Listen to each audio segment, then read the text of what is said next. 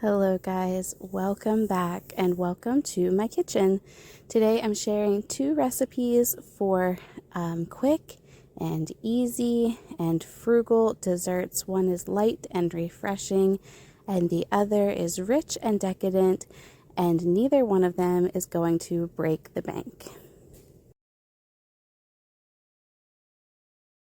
So the first recipe is going to be a chocolate and peanut butter pizza, and all of the ingredients here, 5 ingredients, were purchased from Dollar Tree. So this recipe ends up costing $6.25 total, and it does use a little bit of vegetable oil and a little bit of milk from the pantry. We're starting off with this peanut butter cookie mix, and I'm just preparing it according to the package directions.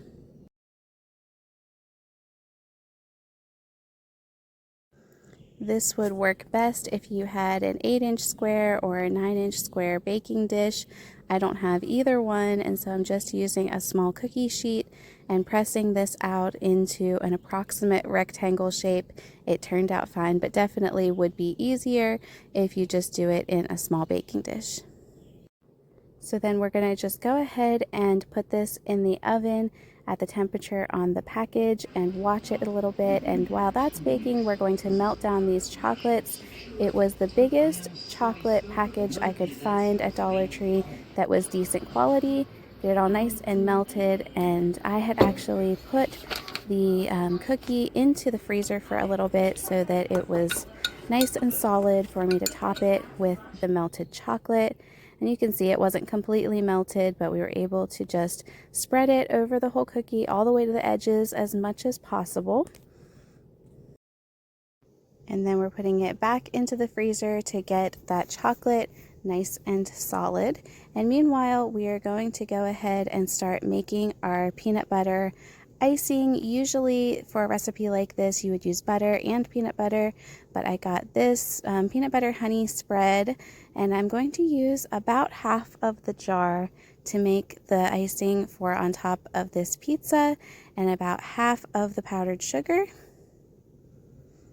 You can see here what I've put into the bowl and what I still have left to put into something else later.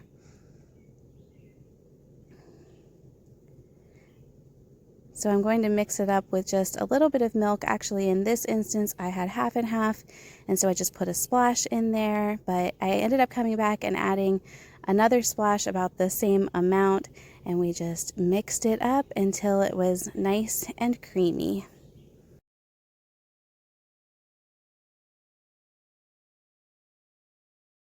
And now we're going to go ahead and prepare the last ingredient, and that's these peanut butter cups. These are a Dollar Tree brand, but it was the biggest package I can find.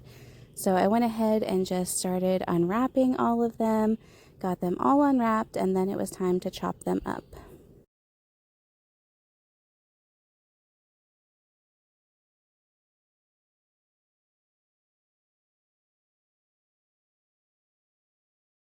At this point, everything was prepared to finish this dessert, and I started putting the peanut butter frosting on top of the melted chocolate, which had been cooled and hardened in the freezer.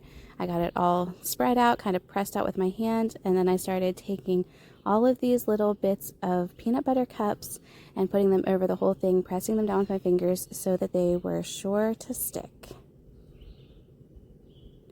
And here is the finished result. This made about 12 slices, and you could definitely double it and do it in a 9x13 pan. And now we're on to our second dessert for today, and this is a very simple orange fluff dessert. You might be able to find the ingredients at Dollar Tree, but here are the prices for the ingredients at Walmart for the 16-ounce whipped topping, and then you're going to use 2 packages of Jell-O of your choice of flavor. And you're going to start by working on the Jell-O, and you're going to take a cup and a half of water and microwave it or bring it to a boil somehow. If you were making Jell-O, you would usually use 2 cups of hot water for this, but it's important to only use a cup and a half so that your fluff doesn't end up watery. So you're just going to put that into the microwave until it comes to a gentle boil. And while I have my cup and a half of water in the microwave, I'm going to prepare 2 cups of ice water, and this is done by filling the measuring cup up to 2 cups with cubes of ice, and then pouring the water over top of it to equal exactly 2 cups. And I had to kind of play with it and make sure that it was exactly 2 cups because, like I said, if there's too much water, then it's just not going to set up right. And if there's not enough water, of course, that's not going to allow it to set up right either. So 2 cups of ice water being prepped while the 1.5 cups of water is in the microwave coming to a boil. Once my water has come to a boil, I'm going to go ahead and mix that with both packages of the gelatin mix and make sure that that's all dissolved really well. Once that is mixed, we're going to go ahead and add in the ice water with the cubes included and stir and stir and stir until all of the ice cubes are melted. If you feel like you have mixed forever and it's very cool, but you still have ice floating in it, then you just need to go ahead and fish that out with a spoon so that it's not left in the finished product.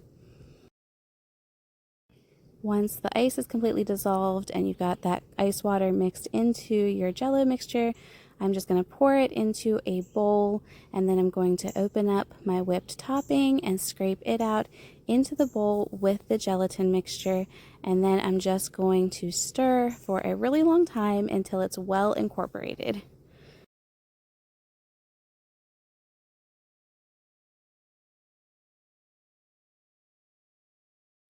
And then this is what it should look like once it's all mixed together. It's kind of hard to show you because it's very liquidy at this point, but I'm just going to pour it into a casserole dish and get that put in the refrigerator.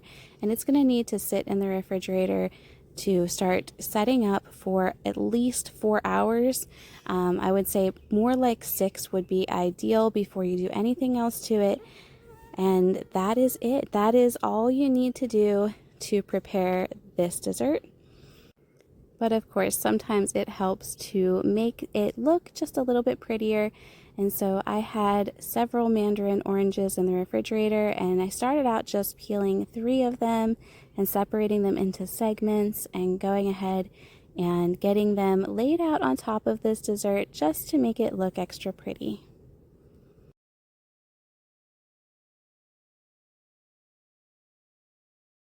I did end up peeling just 1 more of those little oranges and segmenting it so that I could end up going the whole way around the dessert. And that is it. That's our second dessert.